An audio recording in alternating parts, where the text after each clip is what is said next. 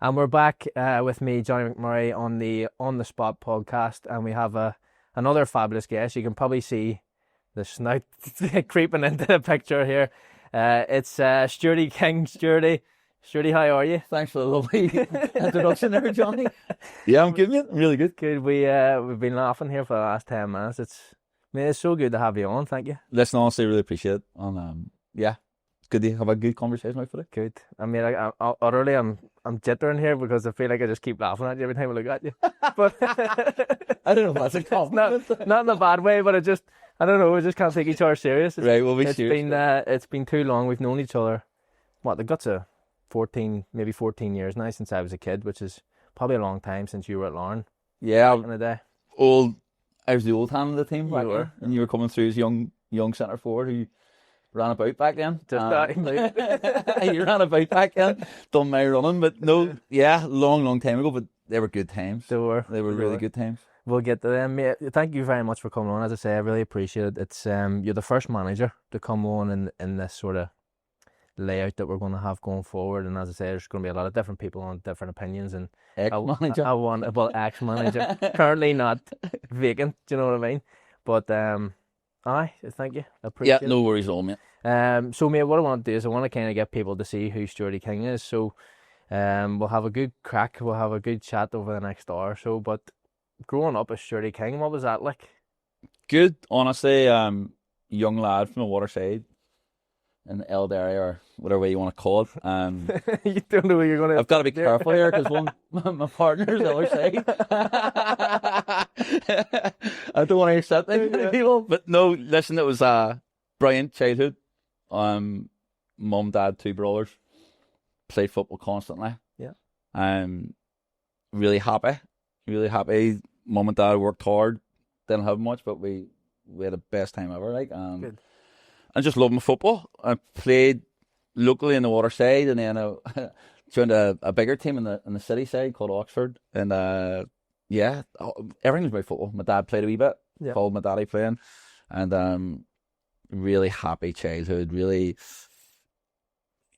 I couldn't ask for any more, to be honest. Good. And in terms of you saying your dad played, was he sort of the influence in you getting into football, or did I you just think have so. Dad played Irish League Old B Division, which was. He was playing for Linfield, captain Linfield, so right. I keep talking about his picture still on the wall every time I go down there. But I just followed him. He every Saturday. I was travel from Waterside down to Linfield, watch my dad play, come back, play my games in the morning or whatever. But yeah, I loved it. Yeah, I just want to be a footballer. That's generally. Even the whole way through school, I'm actually quite intelligent. It's hard to believe. Right. I'm actually quite intelligent. I know people don't believe. I've known this. I went to grammar school and all, you know what I mean? Don't put yourself down now. People be coming after you. I went to grammar school and they didn't play football. Yeah, didn't play football because I played rugby and cricket and stuff. But yeah, I was just football mad and went across the water at 15, 16. So yeah, it was brilliant childhood. Honestly, mum, dad, two brothers, real good times, loads of friends, still really close to loads of my friends now, and real good childhood, mate. Good.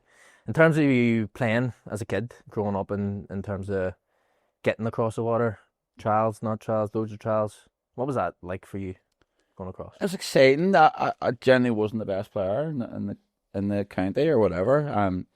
Luckily I made the county teams, but I generally was a hell of a lot better players than what I was. But people might laugh at this, but I was really wanted to be a footballer. I was really dedicated. I really wanted it. I was a winger. I was really quick pick, and that's hard to believe. I was actually about to say, so many people talking to me being like, Sturdy was like lightning. And I was like, I really was. But then you were like, I was generally really quick. I was so skinny and small, but I had a wee trick as well. Right. And I got in the schoolboy team. I ended up coming to St Andrews in Belfast. Okay. So there's a talk about dedication. My dad used to drive me from Derry to Belfast every week to play for St Andrews. Dedication from your dad, you mean? Yeah. And then also making the national team, so it was basically in Belfast more times than I was at home. Yeah. Because I was training in Belfast so often. So I was up in Belfast 3-4 times a week. And loads of trials and all came from that because I was in the national team. And I had offers from plenty of clubs, but Preston stood out. Yeah. It was probably one of the smallest clubs that I went to, but I really enjoyed it. I loved it. I loved the atmosphere of it. I felt really wanted. They made a massive effort for me, and I had far better offers to go to bigger clubs. Like, majority of the team went away. Most of them went to big clubs at the time, but I, for whatever reason, just Preston, and I loved it. Is this like, if your dad's played football, would he had an influence into saying, like, think about the long game here? Like, if you I think he was really good. I think at the end, I think he was getting a bit peeved off of. There was phone calls constantly. You used to have a dial phone, I hold on. It wasn't a mobile phone. Back in one of them big ones, you turn around, swing back. And my phone never stopped. Right. And it's not being arrogant or anything. It was just my dad had, I think, my best interest in me. I think he seen the effort they made, and they didn't have much. Right. But they really looked after me and looked after my parents, which was what I wanted to. And it worked out. It was unbelievable. See, whenever you go over, what's that like as a kid? 16, I take it you went over? Yeah, a lot of my friends went over. I was 15, I think. 16 went over as a young YTS lad. 42.50 a week. If people don't believe that, it's true. And £33 bus pass. To be frank, I think Tommy Branston gave me a contact Kimbo. That was about 20 years after. I was thinking, oh man, but it was amazing. People. There's loads of my friends who went across the water, and they were homesick and they wanted to go home, and all that wasn't me at all. Like, yeah, I never wanted to come home. Like, I was content. They put me in a digs, as you call it. It was a B&B basically, right? And it was like 20 lads, all the whole youth team. It's like a couple of young pros, and everybody from England, Scotland, Wales went home every weekend. And then there was me and another guy who's a couple of years older, who's probably one of my best mates, called Paul Morgan. He's the physio at Preston now. Okay. And me and him basically had the full reign of B&B every weekend, and that was probably my downfall. No, I'm only joking, but it was the honestly best times ever. Family came over quite often, loads of friends and at unis and stuff were coming down and staying with us and stuff, and I really enjoyed my football. It was honestly, it was so good. I was so lucky. Yeah, because there's loads of guys who, like I say, were better than me that didn't enjoy it and wanted to go home. But I had a guy who was a couple of years older than me, took me under his wing, and I'd done quite well, and I could push through quite quickly. What was that sort of stage like whenever you go from playing where you were going into like a professional setup, getting caught up to speed, being full time? Did that affect you at all, or were you just like? Yeah, I was like I say, I was really quick, but I was so thin. Yeah, they really worked on me. I don't know if I've seen potential in me. I don't know if that's the right words, but they had me in every morning, bulking me. Yeah. Bulking me up, getting me in the gym, getting stronger. And I mean, every day before we went training. I'm still not big, like. But no, I needed to put on weight. Yeah. I was so thin, but my pace was just helped me big style, and I was able to beat a man, and cross a ball as a winger, and I scored a few goals. So, yeah, it was really good. It was total, like, every time I came home, and it sounds really daft, but I still remember coming home, like, say after 2 months, and people noticing a massive difference in me and my shape, and then go back again, and come back again to play for the national 19s or whatever, and people going, "Is that me? You've got really felt out again." And that was like a wee bit of a reassurance, because there was no social media or anything back then. It was like, it's working. Yeah. And that was, and my game picked up a bit, you know what I mean? And I felt like I really wanted it. I thought I was getting to. See, whenever you're over there though, your game style is obviously, you're saying that you were quick, you got at people. Do you feel like that suited you at the time? That game sort of model suited you then compared to what it would be potentially now? I think it was 4-4-2. Yeah, wingers. Get at people, put the ball in the box and that. Yeah, and Preston at that stage, I ended up playing the youth team in the reserves back, and the reserve team at that stage were in the Premier League. And this is why it was so good. Every week I was playing in the Premier League stadium. Right, okay. And Preston were the team, were a League One team at the time. No, and they weren't great at all. But the reserves were so good. Right. But we were full senior pros, whereas all the Premier League teams were young boys. Yes. But I got my chance, and I was I'm an Everton fan. I was playing at Goodison, scoring at Goodison, which was like, class. This is ringing my dad. The dream. Ring my dad, who's an Everton fan. Going, I just scored at Goodison today. You know, it was just phenomenal every week. every other week you're playing their Premier League ground. And my game developed, and I was playing with senior pros, and that's probably a big thing that helped me, because a lot of the young professionals that were playing for Northern Ireland at the time were playing the youth teams at the bigger clubs. Yep. Whereas I was pushed straight into the old senior football, and I had to become a man quickly. And I think that's helped me massively. See, I think that's still a big thing now. I think the reserve leagues that we have now, Definitely. you know what it's like. It's Definitely nowhere even close I to what genuinely think that's something that needs to improve here. Big it's time. mental. I think the youth, it's fine for clubs to develop players and sell them on or whatever, but I think the reserve league, if I'm a senior player now, say I'm 25, and I'm dropping playing reserves, and they're playing against 16-year-olds. Yeah. It's not, the 16-year-olds are playing youth team football in reserve league now. They're not benefiting. The gap between, when I was manager, the gap between first team level and reserve team level was way too big. Too big. Way too That's big. the thing, though, because I remember having to do a cruise a couple of times when you fall out with Baxter and he kicks you down on a Monday night. But been there, done that. And you turn up and they're the wee captain and Dungannon 16. You're sitting going like, come on. Yeah, Whereas it doesn't. Yes, you get some minutes in your legs, but yeah, it's not the same. it's not going to help a 16-year-old because he's not learning off senior players. But you would probably get more out of training at that stage than playing that many minutes. And senior players see it, and that's what I've had to deal with a lot. The last few senior players see it as a punishment. If you're getting sent down and play on the other kids, they're not seeing it as, oh, we're trying to get minutes in it, and that's you're trying to reassure them. But I've been there, I've been there. I know what they're thinking, I know what they're feeling. Like, come on, Gaff, or whatever. Like, but yeah, I was lucky. I was fortunate. That they play with top level players, professionals at that time. That's obviously most, like, in terms of you developing at that stage, getting to play with those people, even whenever you come back. So you had a good stint. Yeah. You played a few games at Preston. What was that like, getting to that level? Unbelievable. Yeah. Oh, I genuinely remember my debut. I was 17. Yeah. Still very young. Yeah, I was young. Davy Moyes comes to me in the bus, and I was just happy to be on the bus. So there's so many times that season. Back in, I think it was 15 men got stripped. I was 16th man, about 30 games that year. Yeah. Just basically, I was a kit man. I was dropping out kit every single day, and I was traveling all around the country. Like Preston's obviously north. We're going to London. Our games are in London, and you're in London for the whole weekend. Like, you go Friday night, train Friday morning, go Friday night, Saturday. You get home at 3 o'clock on Sunday morning. Your whole weekend's gone. Yeah. And I'm playing out kit. Did you go get that? But then when I got, we played in the auto windscreens, and it was hard to pull away. And he pulls me. He said, "You're playing tonight," and I couldn't ring my dad. No mobile phone. Right, okay. My dad found out through CFAX. That's what it was. Teletext. Yeah, honestly. But it gets worse. Peter Beardsley was playing for Hartlepool. Okay. Which is mental. He was like, I want to say 40 at the time. He was retiring or whatever. But he was playing for Hartlepool, and I was like, wow, this is unbelievable. And the game went to penalties, and I missed a penalty. No way. Oh, we got knocked out. Is that your worst moment? Because I know David Moyes is probably your crown jewel here. Oh, it's like, I don't want to. You know what? I'll give you a giggle. I was crying the bus on the way home, and the senior players in the back of the bus, and they're laughing their heads off. And I'm going, I was devastated. I've just missed a penalty in my debut. What the hell? And the boys were like, but we had a one night. We were in next Sunday. The next round was a fall Monday night. They didn't want to be in the Sunday. I was thinking win bonus, goal bonus, everything and everything. I go first team bonus, player bonus, all this.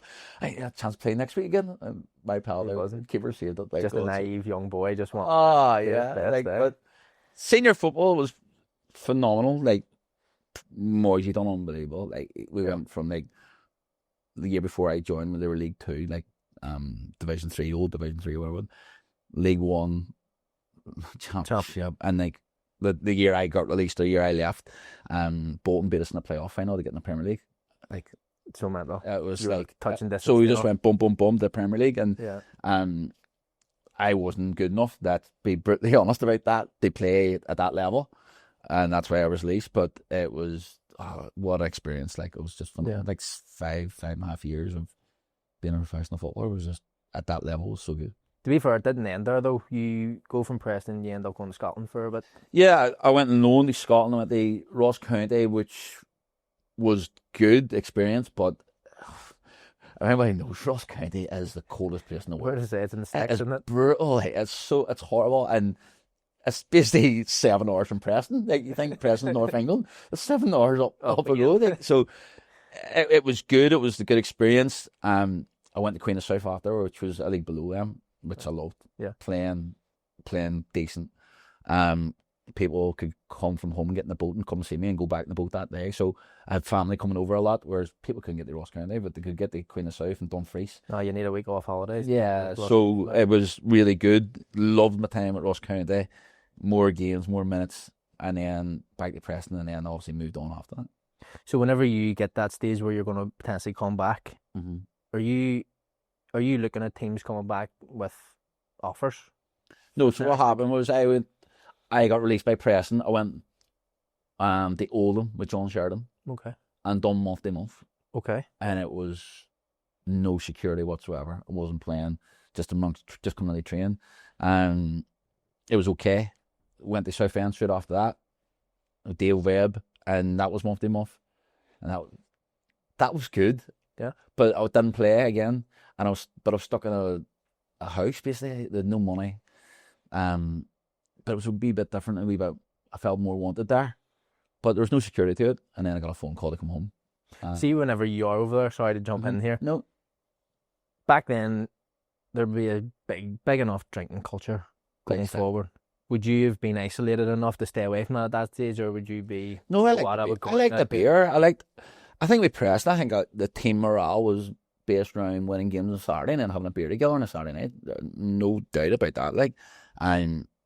I was a professional. I was dedicated. But I liked going out and having a beer. I didn't hide from it. I think some boys took a piss. To be honest with you, I think they took it to extremes, but they were getting results. Yeah, I don't think any manager cares.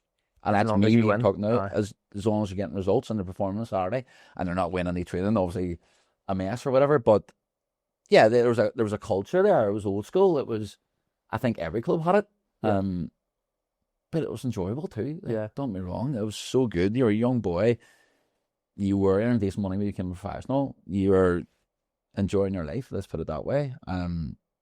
But definitely done it. I still think, I know you touched on it there, even though I'd say a Carrick or wherever it is, anywhere you go as a manager. If I was a manager, I wouldn't want people to take the piss, as you say, but at the same time, I would want that team camaraderie to be there, and the only way to do it is by having those team nights out. Yeah, listen, that's massive, and I maybe no club would touch me for saying this, but I genuinely believe that's massive. I think that's why we done so well the last load of years, and I think even at Palm Bridge, I think my change room was brilliant. Yeah, if you talk to any player that played under me, hopefully anyway, they say the good. They'll all say that the change room was brilliant. I really wanted anybody who wasn't good in my change room wasn't there very long. Put it that way, they were out the door. And I think it's massive. I think it gets you through games. I think when you're really up against it, or you're under the cosh, or you need an extra 10%, then people put it together. And I know what I can talk from experience from that. Yeah, I can genuinely talk from experience. No, I'm the same. I agree. I think for myself too. At the same time,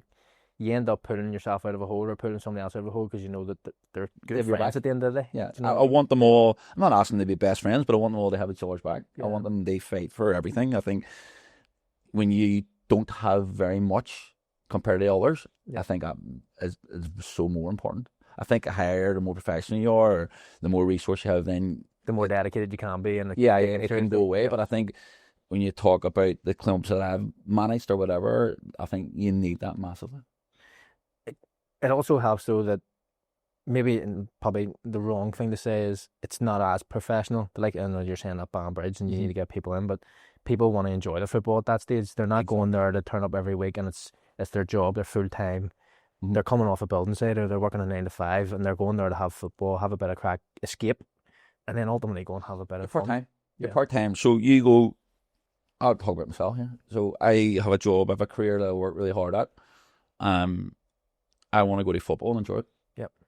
As a player, as a manager, as a coach or whatever, I don't want to be coming thinking, I hate this place, I don't want to be here. I want to be happy. I want everybody to feel the same. I want them to all come in looking forward to it, getting a bit out of it, learning, improving, and then come this Saturday, there's nothing worse than you not your pan in 40 hours or 50 hours a week in your job, dealing with your wife, kids, all the other stuff that goes on in your life, come to football, not want to be there, turn up on Saturday, getting beat. It is, I know people say it's football, and people from the outside who probably haven't got into the situations that we're in playing at this level, they look at it as like you're getting to do this, and it's like their fans, they love it, they support the club. It is a massive stress, Like traveling, everything. Like I know people say you're only part time, but it's another 18, 20 hours on top of your 40 hours a week. Like. being manager's another 50, 60 hours a week. I was going to end. But no, it is. It's. I know you'll probably go on to it in a wee while and talk about managing and stuff like that there, but it is stressful. We'll get to that. We will. Definitely. I want to rein it back in though, because I don't want to get to that stage. That is something that I want to talk to you about. It's something that I feel passionate about potentially going forward as well. So getting that insight will be good. But when we talk about you coming back initially from England, from Scotland where you were, Irish League, would you have been a fan of the Irish League growing up? Is that something that you would have followed, or was it just really your dad? I think I'd follow my daddy. Yeah. Watch my daddy play. I just have memories of the usual Saturday, training my team on a Saturday morning, going and watch my dad in the afternoon, and then coming home and my daddy. I just loved it. Irish League, I wouldn't say I was a massive fan, but I knew, I was involved with St Andrews, we were involved with Linfield, and I was playing the national team and stuff, so if you weren't going across water, you were going to play for one of the big clubs, obviously. I liked it, but I wouldn't say I was an avid fan. Like, when I came home, I knew there was only one club that I wanted to come to. Right. I knew that. Well, yeah, one club that I knew that I wanted to come to. And I didn't have any options, really. I was either staying on a multi-month contract in a house with a woman in Southend that I wouldn't say I was overly excited about, or I came home reset. And a lot of players have this thing in their head, they'll come back, they'll do well, and go back, there's so many people that don't. Yeah. There's very few that do. But I had that mentality. I genuinely did. I wanted it. I probably trained harder when I came home, because I came back and I was talking about a reality check. I started working in my dad's mate's shop. Right. I moved back with my mum and dad from being a professional footballer and plenty of money back to reality. I was living in the waterside in Derry, and I was travelling up and down, day training 3 nights a week, and then a Saturday as well.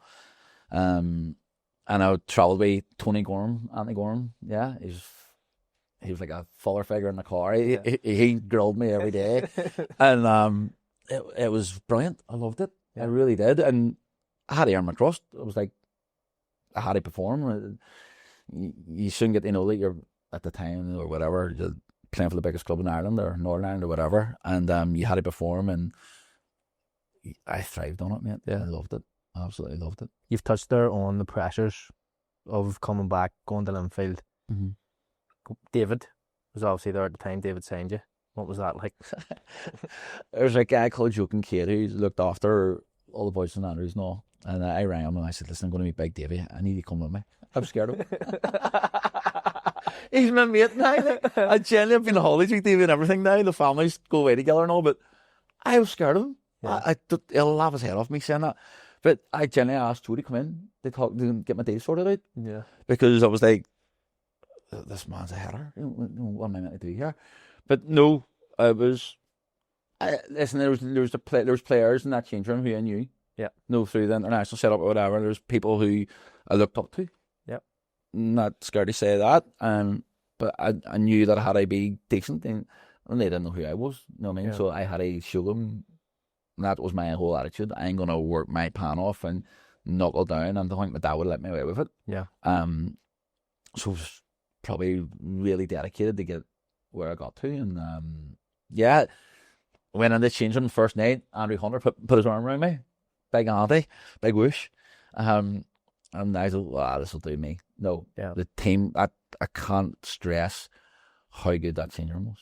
That, you talk about change rooms, that change room was phenomenal. Like, I know we were really successful when we won plenty, but I tell you, to this day, everybody in that change room would have ran through a brick wall for each other. Never mind the club, never mind David, never mind anything. They would back you, and it was still back you today. If you needed someone, you just need to pick up the phone and one of them would be there.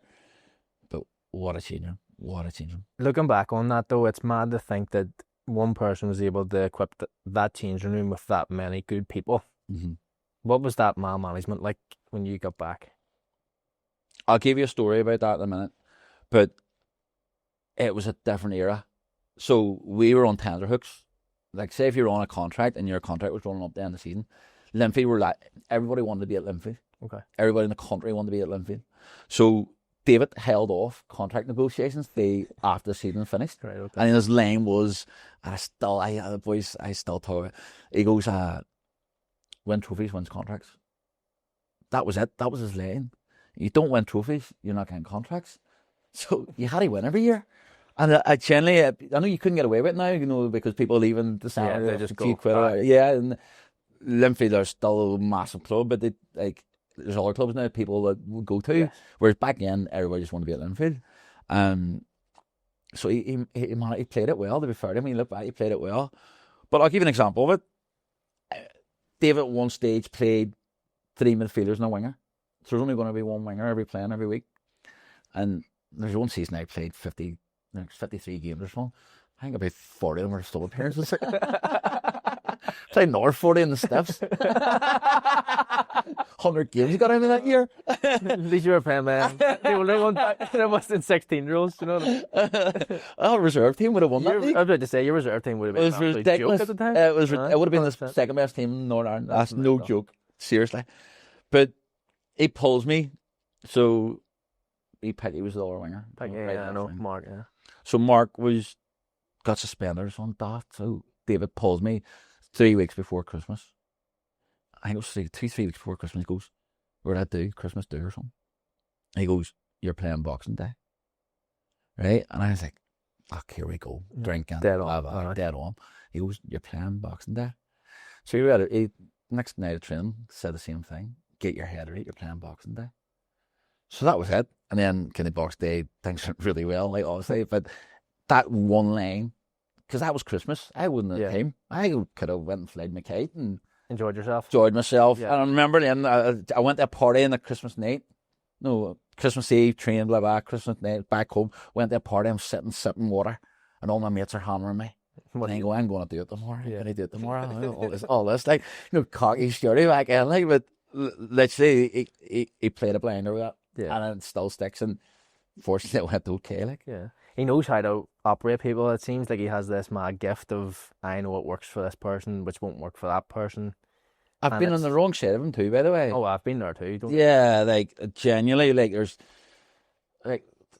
we were the crazy gang. Like, there was me and Goldie and all the young boys and Ryan McCann. No, we were all headers and we all liked our nights out and partying. And David just murdered us. But you know what he had? He had leaders in the changing room. So he'd go, "No, see when no Billy talked to you, you knew you were for it." Yeah. Because no skipper. henchman type. Yeah. He was like, I used to have his wee henchmen like Winky and Spike to knock the panel. they're out too. Oh, see when they were told to look after us, me and Goldie were running, we were away, like. But no, it was brilliant times. Honestly, some amazing players, like literally the best Irish League players I've seen in ever. No, and I was fortunate enough to play 5-6 years or whatever it was with them. Yeah. When you were part of that team that done were you part of that team that done the 7. the Satanta and all? Oh, done in Santander, yeah. But the year after they won the 7. Right. Okay. So I won everything. Yeah. That sounds really arrogant, but No. I'm not being arrogant at all. Yeah. We won everything. You're at Linfield, you won most things, but I won everything. So they're talking about the year they won the Santander. I was really paid because I was sold in the Santander Cup final. Right. And I had another year left my contract. And that year, I think I was another 55 games a season and loads of them were sub appearances, and I just got annoyed. Tommy Wright got the Ballymena job, and he was a coach at Linfield at the time, right? Or before he went to Limbadia or something. And I just said, right, I've won everything. I'm just going to go and play football. Yeah. If I hadn't won everything, it would have been a totally different matter. Yeah. But yeah, I came and I left, but it was that team, that Santander Cup, like the first All Ireland. Yeah, that's what I'm saying. You were part of that. Like, you know, it can't be done again. it was obviously unbelievable. but I remember that night. That night was just the whole lead up, because I think we played the Glen in the semis or something. I played that, and then we went down there, and the whole lead up, it was the whole country was talking about it. Yeah. We were going to get tanked. Yeah. No, they were class. They had done really well in Europe. The boys playing for a full Iron team, though, and we were outstanding, and the place was full of blue men. There's a big thing getting them in, wasn't it? There was a whole rigmarole. Getting down there Yeah. and getting bussed in and out and all the nonsense that goes on, as you know. But we were class. Yeah. We were class, and it was such a good time. Like, and we milked that. We totally and utterly milked that. I remember getting my bonus and went to Anapa for 2 weeks. I'm not even joking. All the young pros went to Anapa for 2 weeks. Good. It was class. To be fair, it's a good place. Oh, back then it was the best place to go. We were there for 2 weeks, living off Santa Cup. It was running around by Linfield top. Stuart King on the back. King. I was going to say King 11, but that was no Billy's number. King 20. 20 appearance. You name 15. But no, it was generally we did with the Anapa.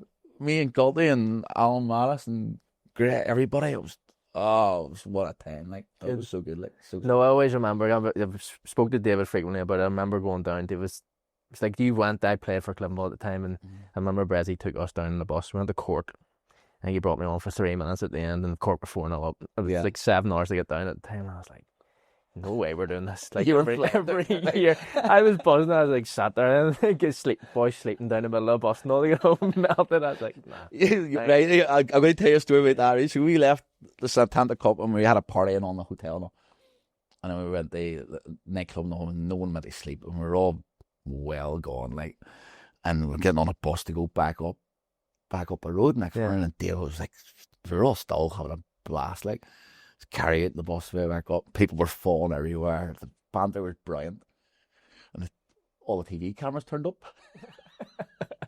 You know, see if I have that video. You only seen the hang of us getting off that bus, and David seen the TV cameras, and he drive on. He got petrified. The boys were walking sideways, trying to be sensible. Oh, it was so funny. Like, people being sick and all. It was mental. It was so good, so good. But listen, it was honestly one of the best times ever. Yeah. Like, people still talk about it now, you know, like 20 odd years later, 25 years later, whatever. And yeah, there's so many good memories. And then 2 weeks and Cyprus or after it, like, was just to crown it. Yeah, it was so good. Like, so good. So when you're part of Linfield, the last thing I want to touch on your Linfield thing is most years you are winning the league, you are winning trophies, maybe 2, 3. If you've lost one of them, it was a downgrade. Like, you were killed near enough. But at that stage, you're in Europe most years. You've obviously played some good teams in Europe, some good trips. The only thing that I'll say is I always hated going to Europe with David because he never let you stay over the second night. He used to bring you home. The plane was in the tarmac. Everybody's thinking they're getting the night out, and he's like, everyone's bags and all packed. I hated it. Oh God! But I'm sure at some stage you might have We thankfully, every time we played, we stayed, and I stayed the night after. When I was at Linfield. You must have had the money to do that, because the plane was running the whole time. He couldn't wait to get home. Putting the 50p's. No, we stayed, and listen, I'm going to be honest, we were awful. Yeah. We didn't get a result, don't think. Maybe got one. And the whole time I was there, the 5-6 years we were there, I'm like, we're in Europe every year. Yeah.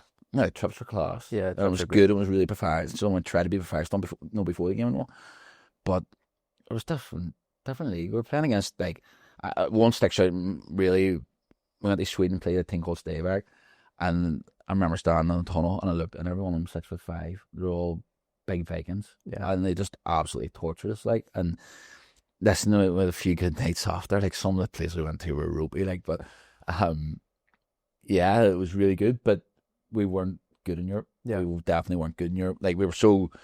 I wasn't cockiness done because we generally were the best team here, like, and that's not, but when we got to play the best bigger teams in the standard in Europe, we were so different. They were different league deals as well. Yeah, so far ahead. Definitely. The only good thing is now that I don't think we're massively bridging the gap, but the last couple of years, I think it's now shaded a lot more. Where you're playing now against lower ranked teams, whereas I'm not saying it was an open draw, but we were drawn against the Scandinavian countries. We were like all full international, and we were like totally miles off it. Like, they're all full-time teams, we were part-time. Now they're more professional in our league, but I also think they're playing against teams that aren't at the standard we were playing at 20 years ago. No, I get you. we move on from Linfield. Mhm. Obviously, you've had such a great time at Linfield. You go to a few different clubs. I think you said there you moved on to Ballymena. You ended up at Glenavon for a few years and different things like that. When you left that Linfield setup, obviously it's going to be a big change. But was any of those other clubs very similar to that, or did you have? I think I had at Ballymena. I think I didn't play my best under Tommy, and Tommy's a real good close friend now, and I would trust him a lot. I'm telling too much probably now, but he's been really good to me the last few years. But I wasn't at the level at Ballymena that I was at Linfield for sure. Maybe it was because I was playing with better players, I don't know, but I wasn't at my standards dropped because I generally was professional as well, but it wasn't as good. I wasn't as effective as in games. Just different managers. Roy Walker came in and put me in give me a free role, and I seemed to flourish. Yeah. I got the captain's armband, which was mad back then. Like, he must know what was wrong with me. No way. There must have been like Albert must have been injured, Gary Haber must have been injured. He wasn't going to be telling me to give me an armband for 3-4 weeks. I was like, what the hell is going on here? But no, I loved it, and I was playing well. And then Steve McBride tried to sign me at Glenavon early, but I broke my ankle on Boxing Day. I broke my ankle twice, two Boxing Days in a row. One for Ballymena and the year after for Glenavon. Right. So basically, 1 year after another, I broke my ankle, 2 different ankles on Boxing Day. But Steve McBride was one to sign me. I went to Glenavon then, but Steve McBride got the sack before I went, but it was all agreed to go. So I went to Glenavon, loved it. Hopefully he signed you on a massive deal before you went. Thanks, Stevie. Cheers, mate. I think it's the best deal I ever had there. League, I can say that now. I've done you a favour, shaking his hand every time. You really helped me out. I really like Glenavon. I really did. I love the ground. I love we had a good team. Gary Hamilton was there. Yeah. Some real good lads in that club, and I done the rounds. I went to Welders, went to talk about Lauren when we played together and stuff. But I never hit the levels of Linfield. I don't think anybody who leaves Linfield can hit that level, and that was explained to me before I left. I knew that was going to happen. I knew it wasn't going to be successful. I think we got the League Cup finals, or County Sheet finals. We played Linfield in the final and stuff. We had a centre forward in Kevin Kelby, who was a really good centre forward. But we were never going to go and compete right at the very top because they're just a different level to the other teams. But listen, I know everything I've done. I've loved it. Like there's been ups and downs. That's football. But playing wise, I think that's what people need to understand too. Young kids that are coming through, that it is going to be tough at certain times, but there's going to be highs, and then there's going to be goddamn down there. That's football. 1 week you could be the best player on the pitch. You could score a hat trick. Everybody will be buzzing over you, and then a week later you either got sent off or you couldn't hit a barn door. You can't pass a ball 5 yards, and people are at you. And you know what? You'll always remember the one negative comment. Always. You'll get plenty of pats in the back, but you'll always remember the one negative one. Yeah. But that's football. It took me a long time to realise that. Yeah. I genuinely, when I was at Linfield, I used to get the All-Star there on Saturday night, the pink or whatever you want to call it, to check my score. You check your score. And, you won the Irish Cup 1 year, and I checked my score, and I got 5. I was devastated. Some of my Irish Cup medal. Bottle of beer and Irish Cup medal. I got 5 yesterday. I know. Raging, but no. On the phone to Looney. What are you at? Can't believe he done that to me. But it's you've ups and downs. There's always people. Football's full of opinions. People always have an opinion on you or what you're doing. If you're doing it right or wrong. But it took me a long time to not care. Yeah. I think the best players and more experienced players have that. Where they can listen. I always listen to people. Yeah. Don't have to agree with them. No, 100%. But then again, I also think too that the people you surround yourself with, if they're in changing rooms with you and they're naturally that type of person that wants to help put the arm around you, as you say, you've had a few of those. Mm-hmm. You also get the other side of it, where there's people who just can't take you. Do you know what I mean? Or anything Football's you do ruthless. Wrong, they hammer you for it, and you're just like get off my back. Football is ruthless. There's the best people. Yep. Will always stand out. Yeah, 100%. And they'll always do, and that's the ones that are always still about. And the ones that are out themselves, not team players, out to hammer people, they'll not last. They might have a good season, they might have 1 or 2 good seasons, but they'll never have a longevity. Definitely not. I think you don't need anybody to tell you how you done on Saturday or how you're doing. If you know yourself. Your self-criticism. Yeah, I think there's, like I say, plenty of people pat you in the back. People want to tell you things that you want to hear. I think you know yourself every Saturday when you came off a pitch, or if you're managing or coaching, or how you conduct yourself.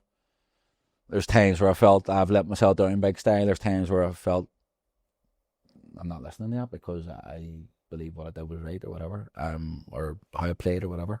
I think you should be your own biggest self-critic. I agree to an extent. I do. I think that a lot of people shy away in certain moments when it comes to the nitty-gritty of it, and maybe they just can't take it, whereas there's 1 or 2 people who'll just kind of throw that middle finger up and be like, I'm doing this and this is what I believe in, and more times than not it kind of sticks by you in a way. Yeah, honesty. I live off honesty. I know I have an opinion, or people have an opinion of me of being a hater and all that kind of, but you are. I'm the most honest guy you'll ever meet ever. Yeah. I don't do bluffers. I don't do people who lie to me. I can't stand them. I don't have them around me. I'm committed. I'm honest. I'm loyal. I think sound like what I want my missus to be here. God help her. Committed and loyal. I know, but I generally, like, honestly, I say that to every player that I say it, and I have it, and it sounds really petty, or I have it in my boards and all, but I do. I generally, if you don't have that, then don't be anywhere near me, because you're not going to do me. Whenever now that we've kind of came out of it, you've had your football side of things, and I think whenever I was looking at it back, I can remember you being at Banbridge for a short period of time, and then you just kind of went straight into management. You kind of took over there. I don't know why it was a player-manager type of thing that you done. Yeah, what happened was I was playing for Lorne, and then I got offered the assistant manager's role at Ballyclare, so I left Lorne. Yeah. And I loved my time at Lorne. We had nothing, but we had a brilliant set of boys, and you were part of it there. Just to let people know, that was me starting and you sort of ending. Me being Johnny's. You were my go-to. To be fair, you were. That's one thing that it's kind of always resonated with me. It stuck with me. I'm trying to get people on the podcast that I kind of be like, they were my people. They brought me in, and not just to have you on here and say this, but you looked after me. I loved that. You threw a couple of drinks down my throat. We ran around with 2 horrible hairstyles, and we had a load of crack. Like, but no, I generally I loved that side of it. Actually, it was the first time really where, I got the armband a few places and all that kind of, but at Lorne was the first time where I thought we didn't have nothing. Yep. There was me and 1 or 2 other senior pros, and we had a guide a whole load of young boys. And I loved that authority. I loved it. And that was where the coaching and all came into it then. I thought, I'm really loving this. I love looking after the boys. I love one, they set standards. I wanted to be the best player. I wanted the young boys to go, right, he's bloody good. Yeah. And I just wanted to be a leader in. And that's where it all came from. Got offered assistant manager's role at Ballyclare. I didn't take that too good at all. I was awful. And I let a guy called Davey Dorhan down. I was too hyper and too... wanted him to succeed more than just being a really good number 2, which I should have been. And then I moved. I married a girl from Newry. I was moving to Newry. Oh, she'll kill me for that. And I was living in Belfast. To be fair, she lived in Belfast for me, but we're having a baby or whatever, and we're like, where we'll move to, and in the middle, we ended up in Banbridge, and. Generally, I didn't know one fella. I knew a couple of guys played for the football team, but I didn't know anybody in Banbridge. And we moved to Banbridge. We tested it out for a few months, and I went down to the local football club one Saturday, no game, and I loved it. Yeah, I fell in love with the place. Fell in love with Banbridge. The people are amazing. Good. The club was class, and I mean so good. Like, such a place. Or it's still this day. I still go most weekends with my older mates and have a beer or whatever. They're so good to me and my family. And I went as a player. Within 2 weeks I was assistant manager. Within a couple of months I was manager. Couldn't wait to get you up. I was like, what have I done? But I wanted to be a coach, and like I say, I had it from a year before at Lorne, and the few months I was at Ballyclare. I really want to be a manager, and I was doing my badges. I was going starting my badges, and it was phenomenal. And I had a load of all the guys, and 90% of them were for Banbridge. Yeah. And they socialised together. They all stayed in the club, and then the young boys went to the coach or whatever. Yeah, I get you. They went to nightclubs and stuff, but the older boys stayed in the wee bar, and yeah, really good, really successful. Took them their first trophy in about 15 years. I loved every minute of it. I genuinely, like I say, I still try and help them out as best I can. They're really good people. The chairman's my pal. All the players, still know all the players, even though some are like, could be my son now, you know what I mean? Like, but it's, what a place. What a place. Whenever you start that journey, though, it's a big transition actually getting to that stage where, right, I'm ready to come out of football. Mm-hmm. I'm ready to step into this. There's a lot of other things that you have to look at in terms of like how you're going to actually manage them, because you just played with them. You're facing that battle of going, right, I'm picking you, I'm dropping me this week or whatever. And then actually setting up your systems, trying to play different ways that they're used to. How did you face all that? Like, did you just believe in what you were setting out to do, or? I knew what I wanted to do, but it took me a while. I was very naive. It took me a long while to get my head around. I wanted to rely on my senior players. I like my senior players at every place I go basically run my change room. Yeah. I do. I put so much trust in it. I think it works. I think should do. Your system managers, your go-between, your senior players run the change room. You have to step in, you do it. I had really good captain, Ryan Moffat. He basically ran my change room for me and let me do what I had to do. No, go and watch matches, go and set up teams as best I can, try and win games of football. That was my job. And he basically run the rest of it. No, I love my coaching back end. I still do love my coaching back end. I was really enthusiastic. I really want to do my badges. I really want to get somewhere. I want to be a Premier League manager. Yeah. I said it. And but coming from playing to coaching, I was playing for the lads, and then physio retired me. This is brilliant. So Banbury's a wee small ground, but they've got that social club. They've got a wee kitchen, referee's room, 2 big change rooms. Yeah.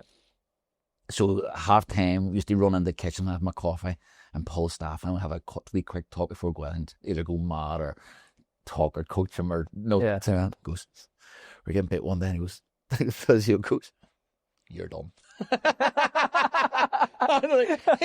Well, like, what we'll do, he goes, see the first thing you do, bring yourself off. That was me. I never played again. Did you? I never played ever again. And the Coco, the physio, he keeps sending me, Anne and Artie, every time I see him, I retired you. He did. He genuinely did. My physiotherapist retired me.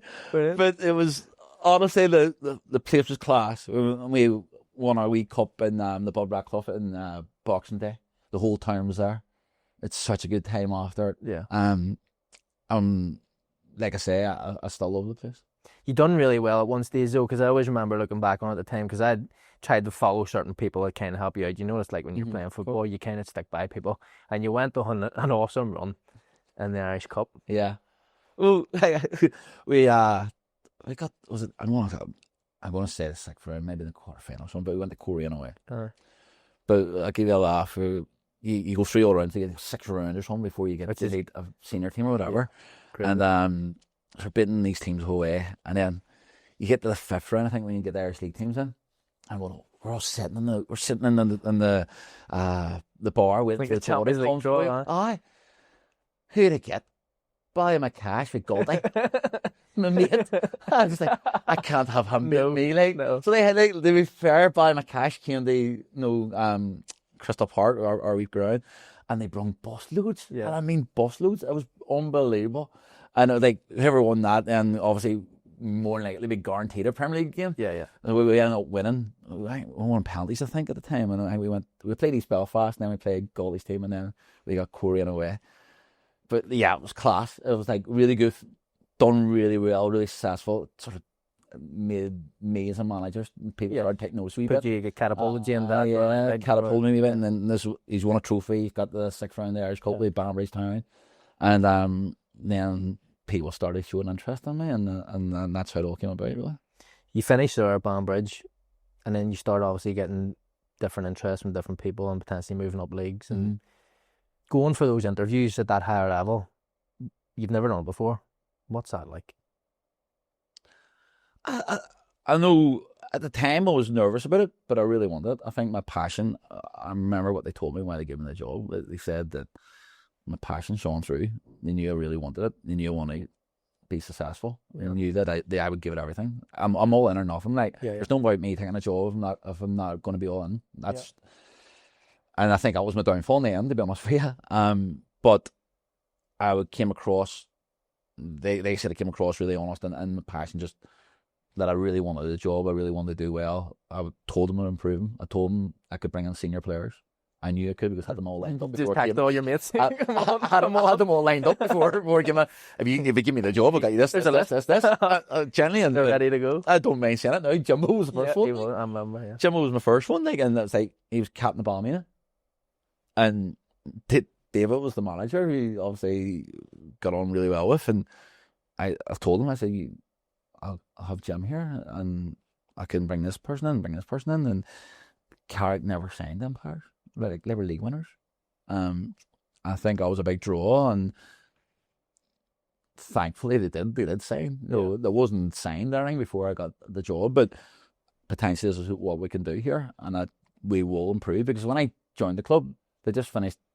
There was COVID, I think, the year before, and it was the 11th. There was no relegation. The 11th in the league. I had about 5-6 players. Generally, when I walked in the door, it was 5-6 players. And the budget was small enough, you know what I mean? But I was able to attract good senior pros and fit a lot of young boys around them. And my job was to keep them in the league the first year and build on it, and that's what we've done. Whenever you go in for that interview, though, what sort of style of an interview is it? Like, you've probably had a few now. Maybe is it presentation based? Is it just No, I didn't do a presentation. I know people who did. Yeah, but I didn't. Is it up to you, kind of what you bring to the table, or no? I think the higher you go, they expect presentations now. Right. Okay. But nah, I just went and I sold me basically, and sold what I can do, just and pure honesty. Yeah, and what I could bring and how I could improve them, and like what way I want us to play, and I was able to back it up, and I was able to back it up from playing from people who respected me. I think some of them people who they spoke to about me spoke really highly of me, so they knew I was doing my pro license, which was a big thing, because I was. To be fair, you're doing that very young too. Really young, yeah. Like, it took me 10 years. Yeah. But they knew I wanted to get the highest level, and I was going to get there, and that was me. I wasn't being an argument. I knew I knew I wasn't being cocky or anything. I just knew I was going to get there. And I was going to do whatever it takes. It's like when I was a footballer, I was going to do whatever it takes to be a professional footballer. I was going to do whatever it takes to manage the Premier League and be successful. And yeah, I think they seen that, and the interview panel there, and I know of others, I'm not going to talk about them, but I know of others who are a lot more experienced and a lot more successful than I was as a manager, but thankfully it went with me. Maybe it was the cheapest option. Maybe, but listen, I think it paid off for them in the end up. The way you speak about that whenever you had the players lined up and ready to come in, from me looking on the outside, I don't think that was pure based on a management style of things. That's probably more of a friendship thing. Yeah. You've probably built good rapport over the years with certain people like Jimbo, who you would be very, very close with, played with and done different things. Jimbo's probably going there for you at that stage with the rest of them. Definitely.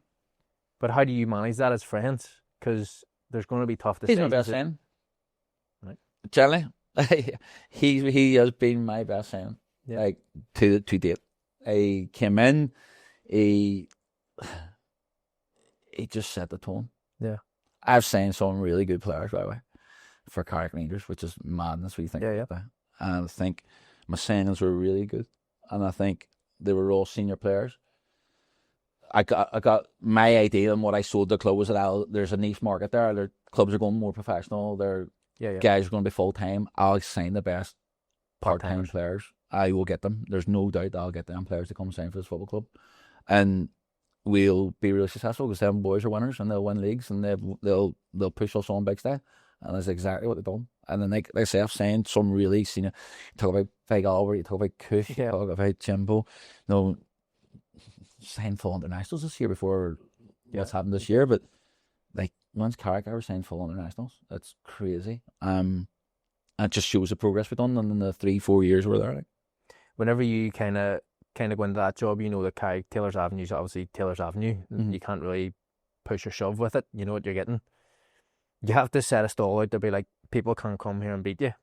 You have to make it horrible. You did that. You did that. Generally, that was me. That was what I told them. And no, I haven't spoke to your assistant. I'm going. Scotty, no, and so Scott Irvine, he was my assistant. Who Scott? Just to let people know, Scott was with us at Lauren. Yeah, that was so we were tight. Me and Scott are tight. Yeah. And when we talked, but Scott was the 21s manager at the time. Yeah, the 20s manager at the time. And he knew I'd applied for. We're talking away, and I said, "Listen, I want you as my assistant if we come in." And we knew we had to sign Jans and make it horrible for people. And that's what I sold to the club. I said, I'll win us games here. We're not going to be pretty at times, but we'll win games of football and I'll keep you in the league. Now, you give me that first year, I'll prove myself and then we'll kick it on. And we were big, we were strong, we were horrible, we were in people's faces. We made it horrible for all the big clubs. Yeah. We beat Linfield. Yep. It's never happened before. No, we went to Glentoran, we beat Glentoran, no, first season, and then games kept us in the league. When's Carrick beat Linfield? It never ever happened before at Carrick, and that atmosphere that day was just phenomenal. And it was just, we weren't pretty, but tell you what, we got results. You didn't need to be, like, for me looking on the outside of it, me playing against teams like that, you kind of respect the team that sets up that way, knowing that there's no point in us going to go and try and play expansive football on a pitch that's physically impossible to do it. So why would you try? Yeah, I think. Do you know what I mean? That pitch, no disrespect to Carrick. Well, that pitch isn't a pitch for you to go and play football. No, never will be. It never will be, and I think that's where the good teams struggle down there, because 100%. They're used to playing on carpets, they're used to playing on 3Gs, they're used to knocking the ball out and playing in pockets and stuff. Whereas we were aggressive, really in people's faces, try to force mistakes, and play for set pieces and stuff, because that was what won us games of football. But that's you taking advantage of your strengths. Yeah, you know what I mean? We had to find every wee inch. Every percent we could get out of everything, we done it. We had to do that to compete against the big boys because of the resource and things we had. But it worked. It definitely worked. It was last year. Last year was probably your best season that you had. You ended up 6th, 5th, 7th. Done the European playoff. Yeah. Which is a serious achievement for club anybody who goes to charity. The club, listen, the club we went from 10th to 8th, and then we're 1 point off 6th, which is top 6, which the club has never done. The club has never finished 7th before. We got the investment, which was massive. Getting an American business owner to come in and was a real long slog, but it happened. But to get him in, and then for us to kick on and finish 7th to get in the European playoff was just phenomenal. It was like such a relief, because talk about pressure, ramping up with pressure because of what we were doing, and we had to win 4 of the last 5 to get where we got to. We broke every record the club had. Yeah. Points, goals, everything, most wins, and then to get the European playoff was just unheard of for Cardiff, which was really good. Did it lead to higher expectations this year or whatever? Yeah, it did. Of course it did. I'm going to be honest with you, some people thought it wasn't good enough, which is mad. Right. Some people... These are people in the club or people like fans' ways? Well, both. Madness. Absolutely madness. And listen, I can sit back there and laugh about it. Yes. See, at the time, it done my head in. Yeah. Really annoyed me. Really got me uptight. Really defensive then, which isn't me. I'm really upfront and I like... boisterous. I like being... Yeah. But I took a real step back, because I was getting it, because we were Korean beat us by a point. Yeah. Finishing the top 6 hadn't changed in 8 years. I know we have this year, but I was getting a bit of a grief, and I didn't like it. And but then again, you're looking at that from a side of things where you're like, not be thankful. It's hard to say that, but in a way, be thankful for where you are. Like we've taken these slow steps to get there. We're going in the right direction. Just give it a wee bit more. Yeah, you're hoping. I think everybody. I'm not talking about majority here. I think everybody involved in football realizes what we've done. Yeah, I think when you're in it, you don't. Yeah. I think now I've took a step back now, and you have a wee laugh and you think about what we've done and going, we done well. We done bloody good that year. But I don't think when you're in the middle of it, when you're a manager, you don't switch off. You generally don't. You just go from Saturday, Tuesday, Thursday, Saturday, and maybe a Monday night on there every so often or whatever. And you even fit. It comes to Saturday at 7 o'clock. You're thinking about what you're doing Monday night, Tuesday, whatever. Whereas when you're a footballer, you throw your bag in, right? That's hit the town. Yeah. Generally, when you're a manager, your staff group goes crazy, and you start watching the game. So if you say you play Lorne the week after, do your analysis. You're watching on the Saturday night before match of the day. You're watching Lorne because how they done that day because you've got next week. It was too much. Did you enjoy it at the time? Looking back. Loved it. Yeah. I do love it. I love football. I love everything about it. I love Irish League. I love the whole lot of it. Do I think I done too much? 1,000,000%. I'm all in or not. Yeah. No. But could I have shared my workload a wee bit more? Yeah. I'm not so by this isn't a dig on my staff because my staff were amazing. I don't think it would be. Absolutely amazing they were. But I think I should have, like I say, delegate. I don't want to sound like a sub story here, but I'm doing 60 hours of my work. I have a wife, 2 young kids. Never watched my wee man playing football or anything. I was doing 40 hours at the football club, and you didn't have no time for anything. Yeah. And now I'm out at the moment, and you don't realise until you take a step out of it how much. And I hadn't known any difference since I was 15. Yeah. I was all in from 15 to 43, and I'm 44 now. So for 20 odd years, like I'd never seen any difference. And I was just constant. And now I've been able to spend time with the missus. I was able to go away with work, able to go away with family. Now I've technically been on football 6 days a week, basically. Yeah. Look at going holidays, going trips away, do the radio, do these things. And yeah, I'm in a good place at the moment. And yeah, do I miss it? Yes. But do I think I need to make sure it's right before I go back in? So going back in is something Stuart King wants to do? Yeah, I will do, 100%. Yeah. I don't know if I'll be managing or coaching or whatever. I've been offered a few things, but I sort of promised the wife. I've too many trips booked. Too many holidays going up. I'm not even joking, mate. I've been able to go much Everton. I've a few Everton games. I've seen tripped to Asia. I've tripped to America. I want to go to Nashville. I'm going to Nashville. Yes, I'd love to go to. I was actually supposed to go there a couple of weeks ago on with the ads here, but I do a lot of work with the Whiskey Week, Belfast Whiskey Week, so they were potentially trying to get me over there to set up their Whiskey Week and stuff, and I was buzzing, but sure then I had other plans and I was getting paid. You can come with me next month, next month. You send her back. You can't go. So when I've got a few messages going, oh, do you fancy this job? I'm going, nah, I can't do it. But no, I will do. I generally will. Do you think that you could go in at a lower level as being a manager? Yeah. Wouldn't bother me. I wouldn't think. I'm not going to put it out there and say it would be ego. It definitely wouldn't be ego with you. I don't think that would ever. No, but I know you've been subjected to that, and you're at that level now where you've managed, you've been successful. To go in as a coach, would you be like, give me a buzz again, or would you be like, I just want to be a manager? Because I know. No, not at all. I've done it. I'm not saying I've been there and conquered it or anything. No, because I only won trophies. Yeah, but listen, if it's the right project, I think now the thing about the Irish League is that it's got really professional and manager-wise. I'm so lucky. It took me a while to think about this. Like, there was a long time where I thought, all I want to do is be a full-time professional manager. Right? That's not the case no more. Yeah. I've got a really decent gig job-wise. And I feel that there only is 2 or 3 part-time jobs in the Premier League now. Mm-hmm. So... Well, to be fair, even the part-time jobs they're not really part-time, they're all pretty much 3 nights a week. Just pick up everything in your life. So I generally, listen, I'll see what turns up. You know, like I said, there's been a few phone calls and stuff, but I'll always have respect and speak to people. I love talking football. Yeah. I love chatting about anything. I've helped clubs out, the last few months.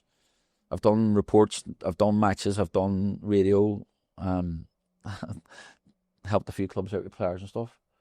But it keeps you involved that way. Yeah, it keeps me involved. I think listen, people know me in the Irish League. I've been, like I said, I've been here for since 22, 23, 20 odd years. So I think people respect me a wee bit, and I think they know they can trust me because I don't share too much, so I don't have to.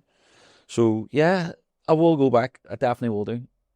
My staff are waiting for me. It's a sturdy over. But you know what? I'll tell you what. I'm not going to turn up at games and no Are you trying to say you're going to be quieter on the sideline? Because I doubt that's listen, I'm not going to turn for games and put people under pressure or and be a thorn in people. Happened to me and I didn't like it. Yeah. I'm going to say that out loud. Like, I didn't like people turn up to my games when I was under pressure. You need to deliver and do. I hated it. I hated it. I don't think it was right. I'm not going to do that to people. To be fair, the radio, someone told them that I wasn't going to games because they don't want me turn up the games. People start talking, and they offered me a radio gig. So that's how that came about, and it's been brilliant, and I've loved every minute of it. But yeah, it has to be right. I love coaching. I help out with the kids and stuff. Every team in Banbridge I think I've coached for. I'm not even joking. The wee man's playing you on your sideline. Honestly, like every local team or whatever, like they've asked me to help out or go and help them, and I've done it, and I enjoy it. But yeah, let's just see what turns up, mate. Yeah. I generally think, unless something mad happens, I'll wait till the summer, like, and then I'll just see what's available. I'm not going to go and chase things unless you feel like it's. I really think it's the right time for me to go in, but my missus knows I'm going to do it, and she but we can never get it done. Yeah, let's get these trips out of the way, because when he gets back in, I'll be back to normal, like. But nah, I realised like I had a hard time at the end. Real hard time at the end. I needed a break. It was getting too much, and yeah, well, I'm in a good place now, man. Well, I could see that. I don't want to touch on it too much, but I don't mind. No, I know you don't, but I've known you a long time, and I know you to be out there. You're sturdy, as everyone's going to watch this and know the person that you are. You're just this charismatic character, and you've always been that. And I remember playing a Carrick. I think it was just before it happened. And I remember having a dig at each other on the sideline. And it was the first time that I thought, he's not the same. You weren't the same. I was gone. And I gave you a real... I haven't shared this publicly at all, but I'm going to tell you now, right? There's a guy who I haven't spoke to since I was 15. We played Dungannon, I think the Saturday before we played you. And the whole bullet was, we weren't getting results. The pressure's building. Yes. Which is fine. That's football, and there's no bother. I genuinely believe that we'd be 100% fine. And I know we would have been like. But the pressure's building, and we played Dungannon, and we were awful. Dungannon were really good. We were awful. And there's a girl called Jenna was doing the BBC interview, and Jenna's looking, asking me questions, and I'm looking nowhere near, right? And I wasn't watching my interviews because I was grumpy as hell. I was coming home in a mood and all. And I'm looking away from her, and I've not much hair left. Just because I pulled it all out in that interview. I'm like pulling my hair out. I'm genuinely my hair, pulling it all out. And I got home, and the atmosphere in the house was awful. And I mean awful. And my mate texted me 15. I haven't spoken to this guy since I was 15. You need to sort yourself out, mate. I was just watching an interview on the BBC. You need to sort yourself out. Graham, I'm not even saying his name. Graham. Yeah. Oh, look at that there. Bernice, no, Bernice is my wife. And she goes, hi, he's right. I said, I don't want to talk about it because you're grumpy as hell. So I put on the TV, YouTube straight on, or whatever it was, BBC, iPlayer, or whatever. Me interview. And I look at myself and going, I'm done. Yeah. I rang all the owners. I swear this is true. I said, I need out. I'm done. It was horrible to watch. And then I played Hughes, and we were 1-0 down after a minute.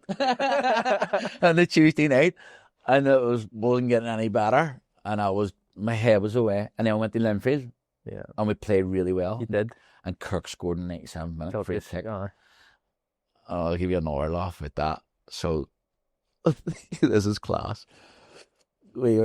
Kirk scores. So 2 minutes before, we had the ball in the far right-hand corner, up at Linfield's end. And I turned around and Scott, and I said, what a point this is. Shut up. Shut up, babe. Shut up, as he said. And so I can't remember. I don't want to hammer him, but I think one of the players came out and gave away a free kick. I said, we get away with this. What a point. Kurt Benson in the top corner. Right? So I zone it out. I'm standing at the front, all my staff behind me. I turn around and they're all hands in my head. And I'm standing, I zoned out, and the Linfield ones are going mad. Oh, I didn't even see Kirk celebrate. I was totally zoned out. So, wee boy. Anyway, they go back. Everyone goes back to sit up, and we had 10 seconds to go. Wee boy, ball boy, where you my ball? Get us the ball, kid. wee boy would give me the ball. Give us the ball. Give me that ball, please. That's what this is. I said that. The wee boy gave me the ball. And I went to put it on the pitch. I was wearing trainers. I slipped my hole. There's a bigger cheer for that than there was for Kirk's goal. So it gets worse. So the ball goes on the pitch. We cursor says my right back. He grabs the ball. He volleys the ball in the air in bad form. I put my hood up, like this, on my head. The ball.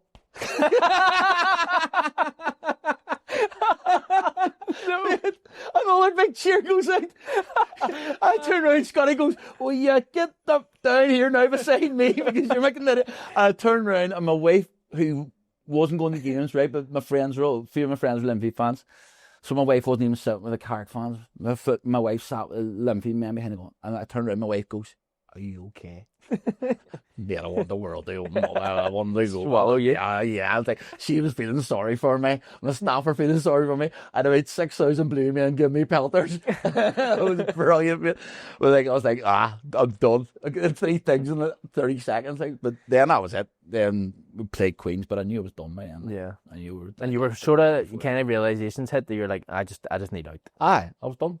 I tell you, the club were good to me. What made you continue on though? Sorry to jump in there, but you said you spoke to the chairman that night. I spoke to one that wasn't the chairman. I spoke to one of the owners who I got on really well with. And he was like, "No chance. You've been brilliant." And he was so good. He was so nice. Like, he was really good to me and my family. And you've absolutely no chance. I love you, blah, blah, blah. You've done so well, blah, blah, blah. And I was like, I knew I could turn it around. Yeah. But it was just affecting my house too much. Like, you're gonna hope you're bringing it home. Sorry from my wife and kids. Like, when you stand back, you look back, the atmosphere in the house was awful. I was going to work and then I was doing my work. I probably wasn't full of potential at work either. And every cloud is silver lining. I got promoted in work the day I got sacked. I got a better job. we need to help him here. He's gonna lose it. Generally, that's true, man. I went for an interview at work, and the day we parted ways or whatever, and like really amicable, really fine, no issues at all. Like, I got a letter that morning saying, "Congrats, well done, kid." So, yeah, and then went away, took the kid's wife away for a week, and then. Like, you talk about work, and when I was away with my wife and kids for that week, I got a phone call asking me to go to Montenegro to work. Right. So I went to Montenegro and worked for a load of weeks. So, like, I had to turn down all them opportunities before because of football. Yeah. Like, see the opportunities I've had, they're being offered now because I'm available. Just with work, yeah. I can do things and spend more time with people who I've sort of had to push away because of football. No friends and family that I've never spent much time with. Like, it's been really, really good the last 5-6 months. It's been amazing. It's one of those things too where people look at it on the outside, they don't understand what it's like inside. The holidays, the short period of time that you don't get any of that. I don't think people fully grasp what you actually give up playing or managing. I'm really fortunate. Listen, I'm not here trying to sell a sad story. I am so fortunate. My life was so good. I've got a brilliant family. Like I say, I keep telling them I've got a good job. I've had so many opportunities and things that I'm really privileged. Like, but I went to Turkey straight away. I've never been on holidays in October. I can only go on holidays in May and June. Yeah. Everybody else goes away in July, August. I've never been away with my friends or be back by such and such for pre-season. I try to be ready. Bump as much in them 2 months that I can because that's the only time I can go. Could have went away for the last 20 odd years. Now I've been able to spend time with people that I haven't, like, even going for a beer on a Friday night. I've never went out on a Friday night in my life. Yeah. That's gospel. Never ever had a beer on a Friday night because of football. Even when I was managing, I very rarely had a beer on a Friday night if it wasn't maybe one because of managing. Because I always in my back head, if I have a beer or I go out and socialise on a Friday night, I'm not letting my players do it. Right. So why the hell am I doing it for? And if I got beaten Saturday, I'll blame myself. Yeah, standard. How mad it is, like. Yeah. But yeah, it's been really good. I really loved every minute of the last 6 months. I'm in a really happy place. I genuinely tell the difference. I've got my balls back. No, I really have. I'll probably ruin it in a few months' time by going back in somewhere. She's dreading it, like. Sure. She is dreading it, but it's been good to watch the wee man. The wee man's kicking on. My daughter's doing brilliant, and yeah, it's good at the moment. Good. Well, listen, thank you. mate, it's been an absolute pleasure. It's been a lot of fun, a lot of laughs. Good man. And I just want to say thank you. As I say, you are looking a lot better. Oh, You're smiling, mate. You are. Oh, he's Because the last time I seen you, you were dogging me, like, do you know what I mean? So it was a bad night. So I just put it back, man. Like, that's not him. Do you know what I mean? Well, listen, Johnny, like, you too, mate. I know you've had a bad injury there, so listen, it's good that you're doing something and getting. Yes. Well, as I say, there could be a few other things. Hopefully, we get to work together in the future. And again, thank you. It's been a pleasure. Oh, Tom, man, thank you. Thanks, Stu. Guys, join us next week. We'll have another guest on. It'll be somebody in the Irish League on a different capacity, and we look forward to seeing that guy come and have a little crack about some of the officials in the Irish League. So we'll get chatting soon.